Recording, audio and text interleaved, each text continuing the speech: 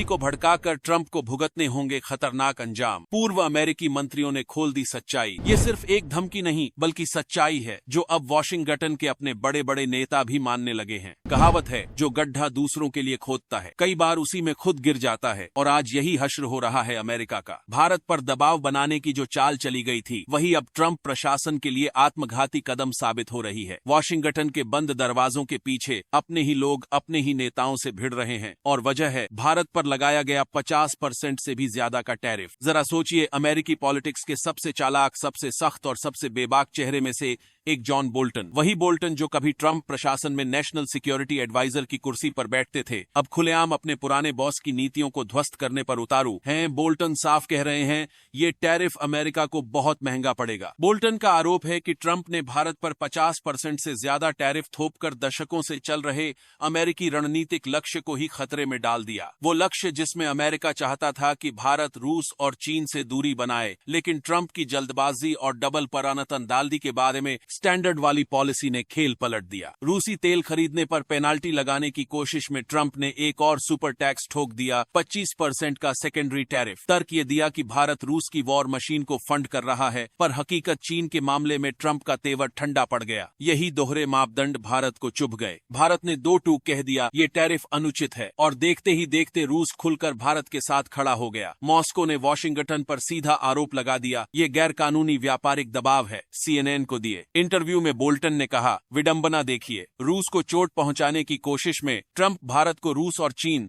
दोनों के करीब धकेल सकते हैं। बोल्टन का डर सिर्फ इतना नहीं, वो आशंका जता रहे हैं कि कल को भारत और चीन मिलकर अमेरिका के खिलाफ एक संयुक्त मोर्चा भी बना सकते हैं। और ये सिर्फ बोल्टन की राय नहीं है। इन टैरिफ का असर सिर्फ आज तक सीमित नहीं रहेगा, बल्कि आने वाले दशकों तक अमेरिका की साख पर सवाल खड़े करेगा। उनका कहना है, अगर भारत के दिमाग में यह अन्याय बैठ गया तो आने वाले सालों में हर डिप्लोमेटिक टेबल पर यह सवाल गूंजेगा, क्या अमेरिका भरोसेमंद पार्टनर है? भारत ने अपने तेल आयात का बचाव करते हुए साफ कहा, हम अपनी ऊर्जा सुरक्षा किसी और की राजनीति पर कुर्बान नहीं करेंगे। ये बयान जितना छोटा था, वॉशिंगटन के पॉलिसी सर्कल में उतना ही गहरा जख्म छोड़ गया। रूस तो जैसे इसी मौके का इंतजार कर रहा था। भारत के समर्थन में खड़े होकर उसने सीधा मैसेज दे दिया, हम तुम्हारे साथ हैं, चाहे अमेरिका कुछ भी कर ले। और ये सब उसी हफ्ते में हुआ जब पुतिन की ट्रंप से मुलाकात तय थी। सोचिए, पुतिन के हाथ में कितने दमदार कार्ड आ गए। भारत के साथ ऊर्जा डील, टैरिफ विवाद में अमेरिका पर दबाव, और भारत चीन समीकरण को अपने पक्ष में मोड़ने की कोशिश। ये पूरी कहानी सिर्फ इकोनॉमिक्स की नहीं